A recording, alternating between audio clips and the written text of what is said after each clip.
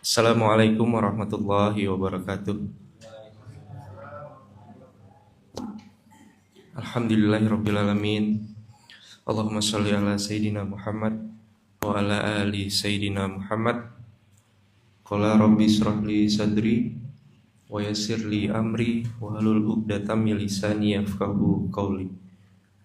Rabbi zidni ilma warzuqni fahma amma ba'd. Mohon maaf sebelumnya abang kakak ayah bunda. Mungkin pada kaget, loh kok bukan ayah man. Tadi juga bukan ayah bunda saja yang kaget, termasuk saya ngomong pun kaget gitu. Habis ngaji tadi langsung dapat instruksi untuk jadi band pembuka. Pembuka dulu karena ayah man ada keperluan sebentar, tapi insya Allah nanti akan dilanjutkan oleh beliau. Sampai besok enggak. Ini mudah-mudahan sharing ini di pagi ini, di Jumat ini bisa memberikan banyak insight kebaikan dari apa yang nanti insya Allah akan saya sampaikan. Jadi alhamdulillah baru nyampe Pontianak tadi malam. Terus barusan habis sholat subuh dapat info ibu mertua dari Mas Sasongko Jati meninggal dunia. Dan kita semua langsung pada bertanya kan, begitu ada orang yang meninggal dunia, pertanyaan pertama yang muncul atau terbesit, sakit ya Mas? Kok kenapa meninggal? Apa penyebabnya? Kan selalu seperti itu ya. Itu udah naluri kita pada saat mendengar seseorang, saudara, pengen tahu gitu apa penyebab meninggalnya. Begitu juga tadi kami semua pada bertanya seperti itu ke Mas Jati. Sakit apa Mas? Kok bisa meninggal? Kenapa Mas? Dan jawaban Mas Jati itu gak sakit. Alhamdulillah kemarin sehat-sehat aja. Tapi hari ini tadi pagi dapat kabar beliau meninggal dunia jam 4 subuh. Saya tadi lagi ngaji langsung berpikir gitu, kok nikmat banget ya meninggal hari Jumat di waktu subuh tanpa sakit. Gimana aku gitu? Gimana saya nanti meninggalnya? Apakah Allah akan izinkan saya meninggal di hari Jumat di waktu yang terbaik? Dengan segala macam kita tahu dosa-dosa kita seperti apa, amal soleh kita yang masih jauh, masih sangat-sangat kecil. Ini jadi perenungan, jadi muhasabah. Apa yang akan kita bawa saat kita nanti kelak pasti akan ngadap Allah. Karena tidak ada yang kita semua itu yang mungkin mati, kan nggak ada. Karena semua itu pasti mati. Terus yang saya tangkap dari sosok seorang ibu, kemarin saya nonton film kartun pagi-pagi ya, kartun yang menceritakan tentang kisah-kisah kebaikan. Kurang lebih kayak gini ceritanya. Si anak ini ulang tahun. Terus karena dia berulang tahun, dia pengen dapat ucapan selamat dari orang tuanya. Tapi ternyata orang tuanya lupa kalau si anak ini sedang berulang tahun. Bukan lupa sih, tapi lebih ke pura-pura lupa. Dan qadarullah, saat si anak itu masuk kamar, dia dapat secari kertas dengan sebuah tulisan ucapan selamat ulang tahun dari ibunya. Waktu saya baca itu, mungkin terlihat biasa untuk orang lain. Tapi waktu saya mendengar si surat yang dibacakan oleh anak itu, dari ibumu, selamat ulang tahun ya nak, barakallah fi umri, semoga di tahun ini adik bla bla bla bla bla.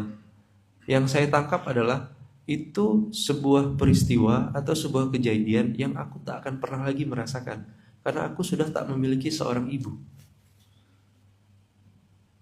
Sebuah hal yang kecil mungkin, menurut orang yang masih punya ibu.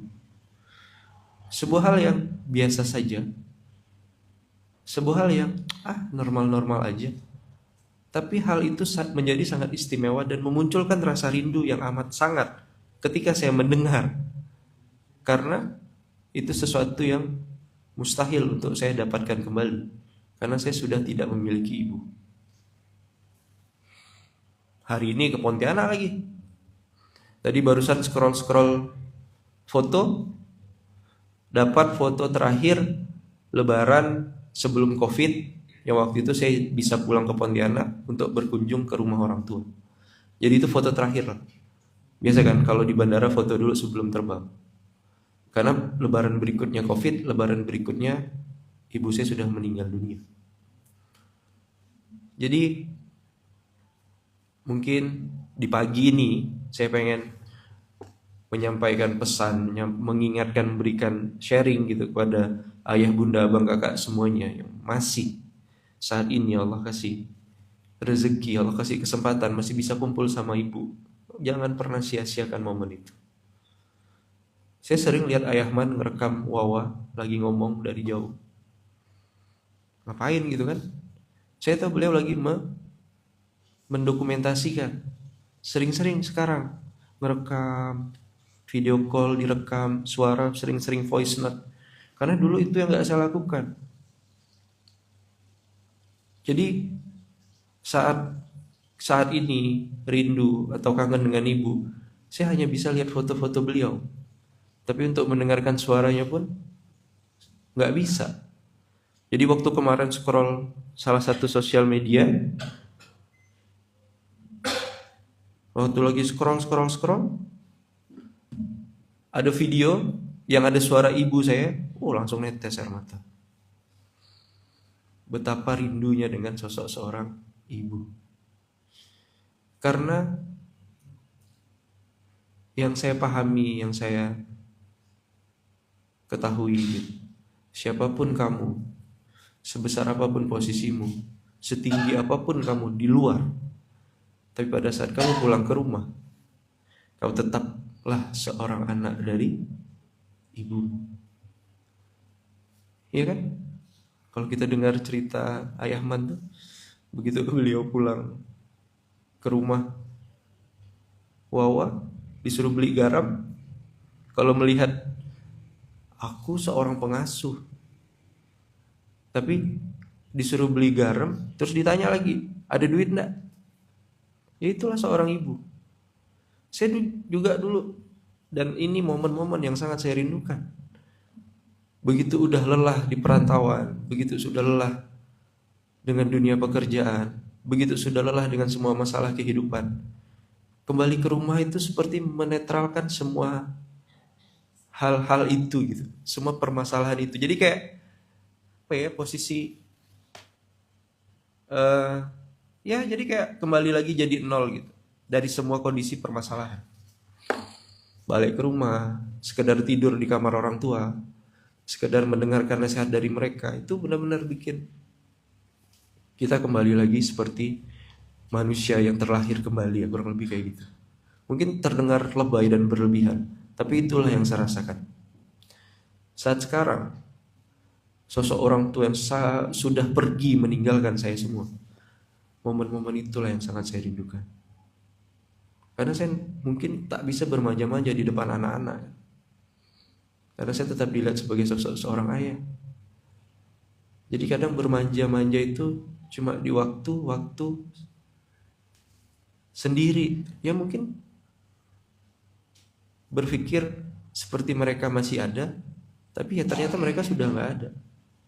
Jadi pagi ini saya pengen nyampaikan kepada semua yang hadir, pada semua yang melihat SMK di pagi ini, kalau masih bisa kontak ibumu sekarang.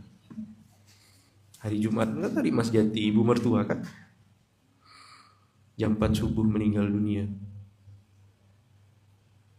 Kita tidak pernah tahu, karena kematian itu pasti akan terjadi. Apakah kita yang pergi duluan atau ibu kita yang pergi duluan. Jadi betul gitu, hilang separuh dunia saat kita sudah kehilangan seorang ibu. Seperti tak ada lagi yang bisa mendoakan, seperti hilang gitu. Dan kemarin ya, postingan Kiai Lukman itu kan, kalau kamu punya sedikit uang atau rezeki, belilah sendal untuk ibumu, karena jangan sampai surga yang ada di bawah kaki ibumu itu rusak karena sendal yang kurang baik. Kurang lebih sih kayak gitulah si ungkapan bahasa yang Kiai posting. Begitu baca, alah, saya langsung kayak gitu-gitu tuh nggak mau terlalu berlama-lama, karena kalau udah terlalu lama dilihat pasti netes. Kalau udah netes air mata, kalau saya habis nangis suka lemes. Jadi kadang-kadang mencoba untuk skip karena nggak mau terlalu banyak bersedih hati kalau sudah mengingat sosok seorang ibu. Nah, ini pembuka. Saya tadi pengen nyampaikan ini dulu karena tadi mendengar yang kejadian dan akhirnya Mas Jati harus pulang ke Jogja pagi hari ini karena teringat saja dan ini yang sudah saya alami ya, kehilangan sosok seorang ibu.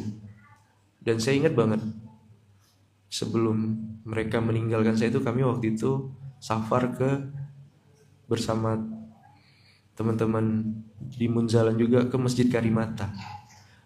Karena waktu itu kan zaman Covid ya. Zaman Covid itu kita nggak bisa terbang. Sudah sekian lama nggak terbang, waktu itu akhirnya bisa terbang. Itu rindu banget sama seorang ibu. Jadi begitu nyampe rumah, beliau masih tidur, saya langsung masuk kamar, cuma pengen meluk beliau.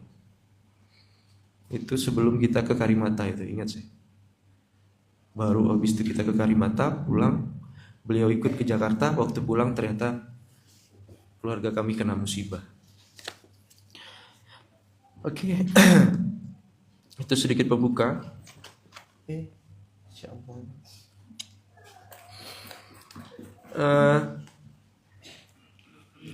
Ini ada Ustadz Fanani. Beliau yang kemarin jadi saksi saya main pingpong sebelum berangkat umroh ya. Tapi beliau yang ngalahin saya, bukan saya yang ngalahin beliau. Jadi kalau saya dapat niat baik, kena niat baik, saya nggak bilang prank, bahasanya bukan prank, tapi kena niat baik. Untungnya saya saat itu tidak ngikutin nafsu banget gitu, melawan Ustadz Fanani, makanya saya kalah. Kalau kemarin saya serius mungkin saya bisa menang. Mungkin bisa menang. Ini kan berhusnuzon. Karena lagi bicara di depan, kita harus berhusnuzon. Benar? Kemarin pas saya datang ketemu beliau, nggak ada meja pingpong di sini. Kalau ada maksudnya pengen melanjutkan lagi gitu kan. Biar mau pro aja. Kalau saya promah ya.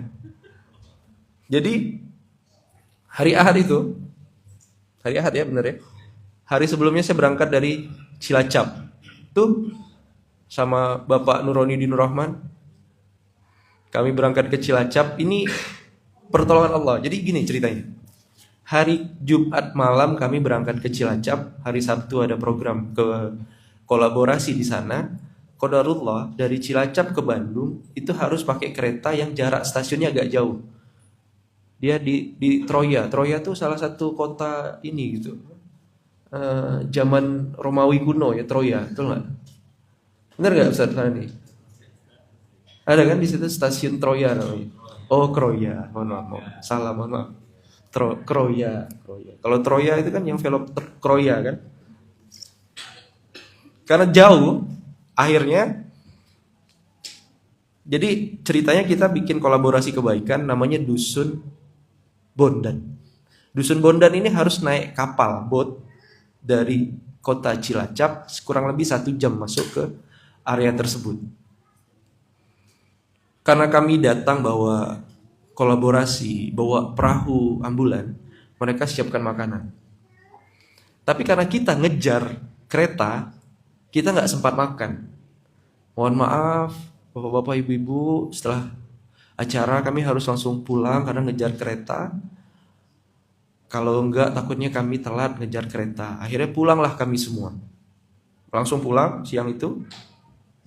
Dan sorenya kami dapat kabar semua yang hadir di acara tersebut keracunan makanan.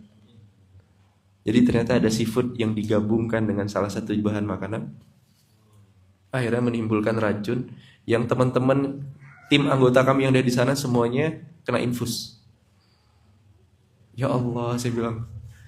Karena gini, setelah malam itu alhamdulillah ya dilindungi Allah, dijaga Allah, karena hari Sabtunya pulang ke Bandung, langsung ke Jakarta, datengin Ayahman, itu yang tadi saya bilang main pingpong sama Ustadz Fanani.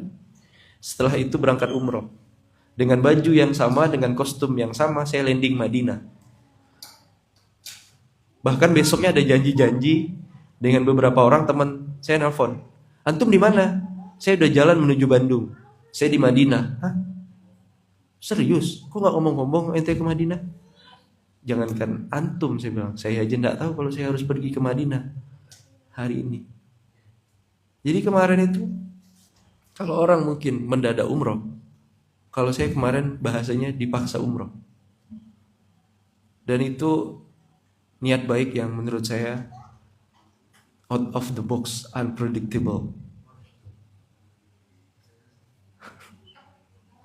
Saya cuma bawa satu tas kecil. Tas kecil, ya itulah tas yang biasa saya bawa. Ada handphone, ada tas sehelai sepinggang. Mungkin Bang Dodi sehelai sepinggang ke Jakarta. Bisa ke toko itulah di samping itu kan, samping tersebut. Belanja bang, belanja. Saya di pesawat tuh kayak masih tak percaya gitu. Saya kira nggak jadi umroh.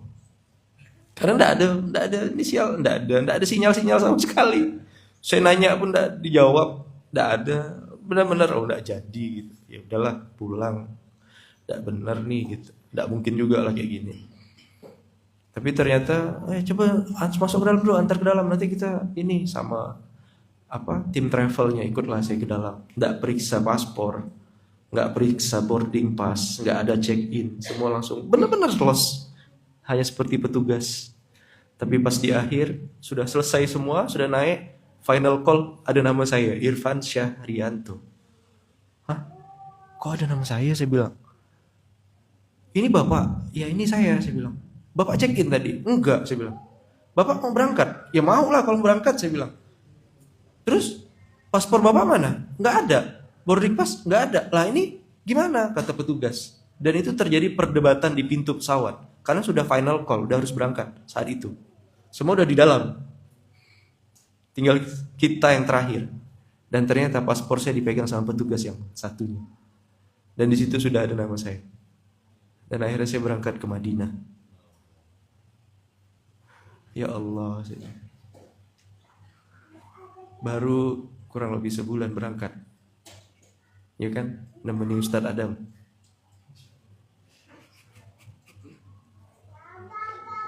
Nggak nyampe sebulan berikutnya Allah panggil lagi ke Baitullah.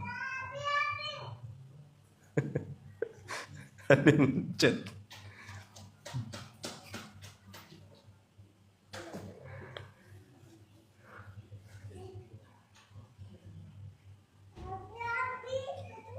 Dan setelah nyampe sana, yang saya pikirkan saat itu, ada ke baju saya yang dibawakan. Dan H+1-nya, H+1. Satu harinya itu saya langsung nanya kan. Saya langsung nanya. Ya ke salah satu ustadz lah gitu. Saya dibawakan baju, ada bang, bajunya bang. Pakai koper ini. Saya tanya mutawif satu-satu. Ada nggak koper ini? Mohon maaf ustadz, koper udah nggak ada ustadz. Aduh, saya bilang, jangan-jangan memang ditinggal nih koper ini gitu. Saya nanya ke Ayahman, Ustadz ada nggak koper titipan? Nggak ada gitu Ustadz. Alamak, berarti memang ketinggalan lah koper ini. Saya udah mikir gitu. Udahlah, di plan aja. Mungkin hari ini pakai beli baju ini, besok beli lagi gitu.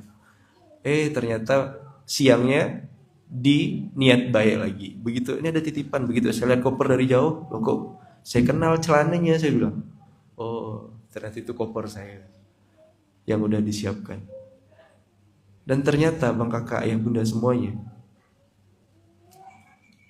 niat baik itu belum selesai. Dan untungnya hal ini lupa dilakukan. Jadi sebenarnya tuh yang lain pulangnya hari Ahad, saya tuh mau dipulangkan di hari Senin. Jadi udah nyampe bandara, mau disetting, aduh bang, sorry bang, tiket abang lupa diisut, abang pulangnya besok. Untungnya, saya baru tahu kemarin, untungnya beliau lupa. Jadi tiket saya juga ada di hari Ahad. Kalau enggak, seminggu lah saya sendiri di bandara tuh. Seminggu pula, sehari lah saya nunggu mungkin. Baru kemarin dikasih tahu, bang, sebenarnya bang, abang tuh mau dipulangin besoknya bang. Alamak, saya bilang untung lah lupa. Kalau enggak kan kebayang tuh udah alhamdulillah pulang gitu kan. Begitu pulang kalau saya enggak dapat boarding pass, abang tiketnya besok bang. Untungnya lupa. Jadi saya bisa pulang bareng-bareng. Makanya agak deg-degan saya umroh kemarin tuh. Apa lagi ini? Ada apa lagi ini? Tapi satu hal yang saya syukuri,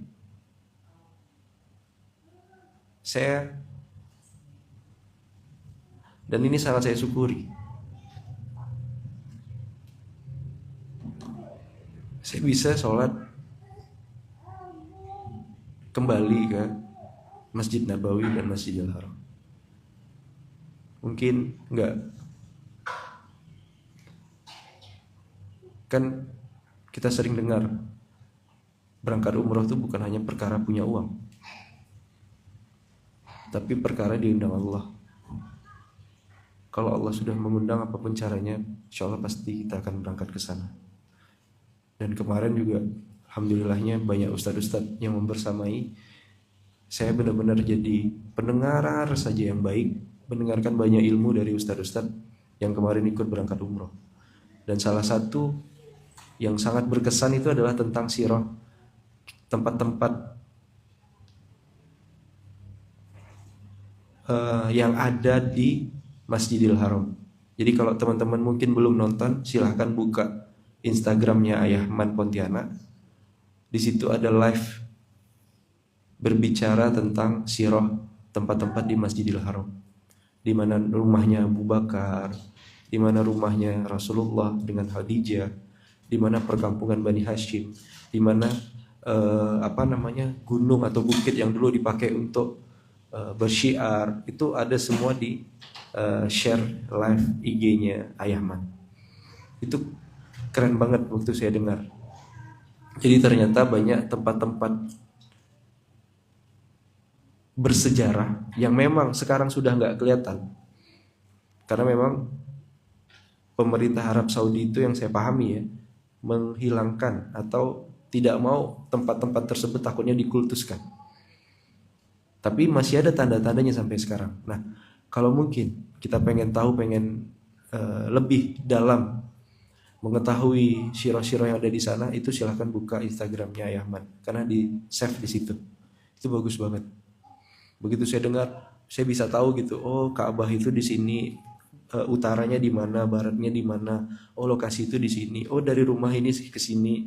Kenapa waktu Rasulullah itu datang ke rumahnya Abu Bakar, waktu mau hijrah itu di waktu jam berapa, kenapa, dan segala macam itu dijelaskan semua di sana. Jadi begitu hebatnya strateginya Rasulullah dulu dalam berdakwah, itu ada di sana. Dan mudah-mudahan kita bisa ambil intisari kebaikannya, karena segitu detailnya Rasulullah, segitu rapinya Rasulullah menyiapkan, ya kan, tentang dakwah yang beliau jalankan. Sehebat itu bisa kita terapkan dalam kehidupan kita. Itu bisa kita terapkan, bisa kita aplikasikan dalam kehidupan kita, entah di dalam perusahaan, entah di dalam baitul mal, entah di dalam keluarga. Hal-hal itu hikmah-hikmah itu bisa kita pakai dan bisa kita gunakan. Jadi bagi ayah bunda yang mungkin saat ini belum melihat atau belum nonton, silakan buka Instagram Ayah Ahmad. Ya. Oke. Itu sedikit sharing hari ini. Ada beberapa hal yang memang ya 2 minggu ini yang saya rasakan, 2 minggu ini yang saya alami. Terkadang memang kita punya rencana, tapi Allah punya kuasa. Plan kita A, tapi yang saya pahami dan saya yakini Allah punya skenario yang terbaik untuk kita. Kalau kita lihat apa yang sudah Allah berikan dalam kehidupan ini, rasa-rasanya tidak ada alasan kita untuk tidak bersyukur pada Allah. Terkadang mungkin ada saat-saatnya iman kita turun, ada saatnya mungkin kita malas melakukan ibadah, ada mungkin saatnya kita malas baca Quran. Tapi saat itu sedang kita rasakan atau saat itu sedang kita alami, cepat-cepat balik, cepat-cepat cari, cepat-cepat datangi majelis ilmu, cepat-cepat datangi guru untuk bisa kembali ngecas, untuk bisa kembali menguatkan iman. Maka saya bersyukur Allah izinkan saya minimal sekarang sebulan sekali bisa kembali atau datang lagi ke Pontianak dengar SMK langsung live. Ya kan? Hari ini niatnya dengar SMK live. Ternyata saya harus nyampaikan SMK live kan gitu. Ya udah, jalani saja, terima aja. Enggak, bukan gitu. Sebenarnya pengen dengar live, pengen langsung. Karena kalau dengar online itu jauh beda rasanya. Ya kan? Saya pernah dulu ya, lagi safar ceritanya. Dengar live SMK. Udah lama. Lagi dengar live SMK, lagi di jalan, lagi di mobil. Gak tahu gimana mungkin ketiduran pas di jalan. Pas bangun, yang tadinya live SMK jadi live kajian Darut Tauhid. Ternyata kepindah karena mungkin tangan pegang gitu, ketiduran, terlelap. Pas bangun, kan tadi aku dengar SMK, kok jadi berubah kajiannya. Langsung balik lagi, ternyata kepindah. Kalau online, jauh rasanya. Dan untuk bisa datang ke Pontianak kan juga butuh kos, butuh biaya. Tapi saya syukuri, bisa datang ke sini, bisa hadir langsung, lihat dengarkan Ayah Ahmad, nyampaikan SMK, kajian SMK, itu buat saya ngecas. Kalau terlalu lama, maka ini mungkin juga untuk teman-teman yang lain gitu. Kalau sekiranya memang udah lama enggak ke Pontianak, ayo cepat-cepat kembali ke Pontianak. Balik ke kapal induk, sama-sama kita ngecas. Belum. Ini ada yang nanya, Ayah Man udah ngisi? Belum. Kita juga masih nunggu Ayah Man. Suaranya kurang kedengaran Ustaz. Oke.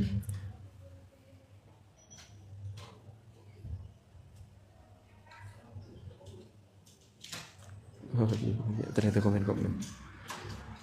Jadi sekarang Allah izinkan saya bisa datang setiap sebulan sekali ke Pontianak, bisa ngecas, bisa datangi ustadz-ustadz yang ada di sini, dengar kajian ilmu. Ini bentuk kembali untuk menguatkan iman. Karena kalau enggak lakukan hal seperti itu, terlalu lama keluar dari kapal induk, saya juga takut gitu. Takut iman ini kalau enggak dicas, saya yakin akan semakin melemah. Kayak baterai, kayak handphone. Kalau lama-lama ada dicas, dari 100%, 80%, 50%, 30%, 20%, ya kan? Sudah notif dia. Handphone sudah lowbat, bentar lagi akan mati. 10%, kalau enggak dicas, mati. Jangan sampai. Kita tak berusaha untuk datangi majelis ilmu, tak berusaha ngecas iman, dan iman kita hilang dalam diri kita. Dan salah satu ikhtiar saya ngecas iman, datang ke SMK. Karena kita banyak dapat kajian ilmu, banyak dapat ilmu yang insya Allah ilmu ini bisa bikin iman kita kembali naik dari 0% tadi 10%, 30%, mudah-mudahan juga bisa 100%. Oke. Mungkin pintu belakang belum terbuka-buka. Biasanya tuh SMK yang saya pahami after Ayahman gitu ya. Jadi apa yang sudah Ayahman sampaikan, tinggal menyampaikan kembali, tapi bukan menyimpulkan karena tidak boleh menyimpulkan. Ini kayak SMK di awal, ya kan? Berharap pintu belakang terbuka, tapi kalau tidak terbuka gitu. Ini juga sudah beberapa jamaah yang bertanya, Ayahman sudah ngisi belum? Belum. Ya tunggu ya sebentar lagi. Mohon maaf sebelumnya. Jadi dan yang saya yakini, ini mungkin penutup, satu hal yang saya yakini, apa yang terjadi dalam hidup kita itu adalah skenario yang terbaik yang sudah Allah berikan untuk kita. Ya kan? Karena ada dua pilihan, kufur atau syukur. Kalau kita ya tahu apapun bentuknya, entah itu kebaikan atau keburukan, tapi kita yakin itu yang terbaik dari Allah, pasti akan bikin kita jauh lebih bersyukur dan lebih enak menjalani hidup ini. Kadang plan kita kemarin plan saya berangkat pagi pesawatnya, tapi qadarullah ada suatu janji yang akhirnya bikin pesawatnya di reschedule ke sore hari. Ya kan? Tapi yang janji ketemu yang memang harusnya ketemu karena sudah mereschedule pesawat ternyata tidak jadi. Kalau saya pikir kalau saya berangkat pagi kan bisa jauh lebih efektif misalnya kayak gitu. Tapi balik lagi, pasti ada rencana Allah di balik ini. Ya udahlah, jalani aja. Nah, hal-hal seperti ini kadang-kadang dulu cara saya menyikapinya, kalau bisa nyalahkan orang lain atau ngeluh itu jadi lebih enak. Paling nyaman kan nyalahkan orang lain. Nih kayak sekarang nih.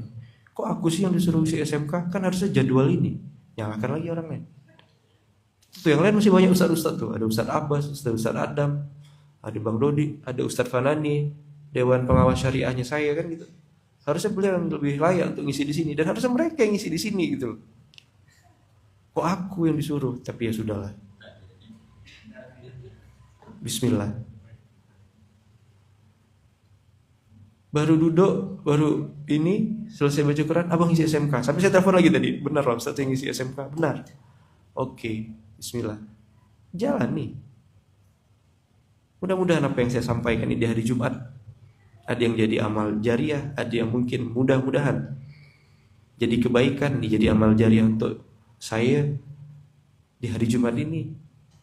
Allah sudah atur dan setting itu semua gitu loh. Ya udah, tetap berprasangka baik aja. Langsung bingung kan tadi saya harus ngisi apa saya langsung baca-baca bahan-bahan. Tuh. Satu folder isinya SMK semua. Saya baca tadi, nyampaikan apa ya. Tapi apa yang saya sampaikan pun tak ada yang sama dengan yang ini. Ini apa yang teringat dan terpintas saja. Mudah-mudahan ini jadi kebaikan dan saya yakin ini kebaikan dari Allah untuk saya. Ya kan? Kalau saya mau nyalahkan orang, kalau saya mungkin mau kufur, harusnya Kang Online yang ngisi di sini karena beliau belum pernah gitu loh. Betul enggak? Boleh kita dengar kan?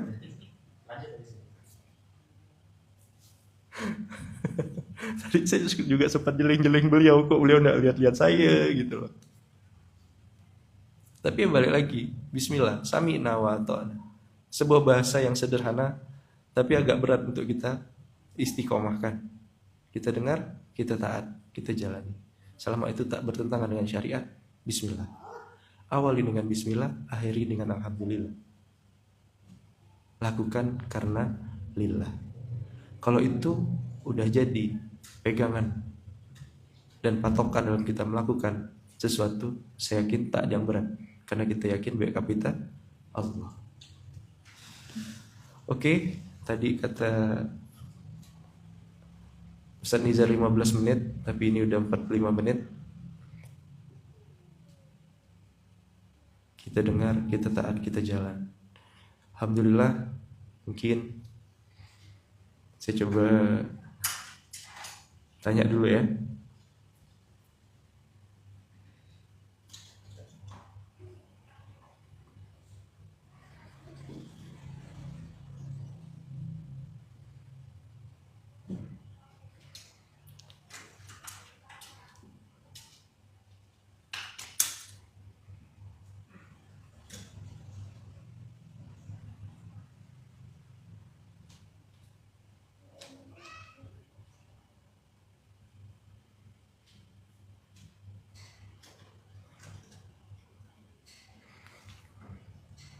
Insyaallah.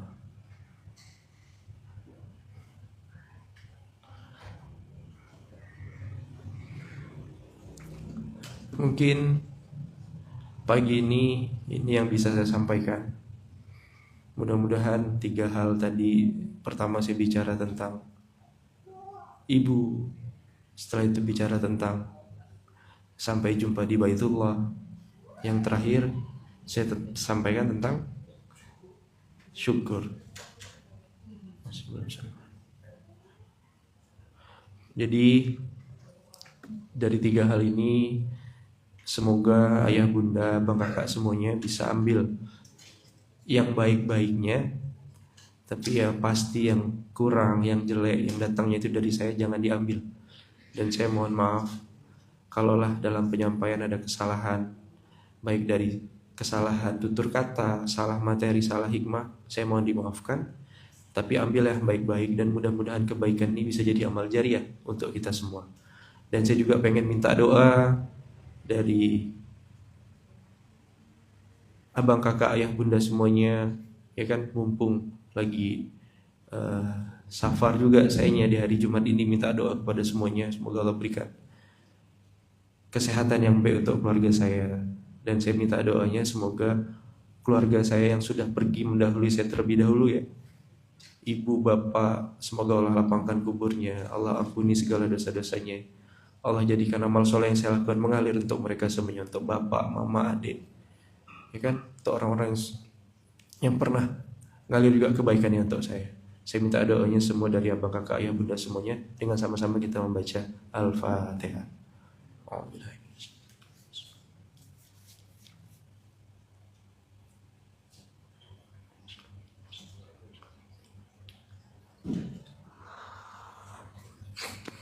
Oke, alhamdulillah, mungkin ini saja yang bisa saya sampaikan. Yang baik-baik datang dari Allah, yang kurang baik mohon dimaafkan. Barakallahu fikum. Wassalamualaikum warahmatullahi wabarakatuh.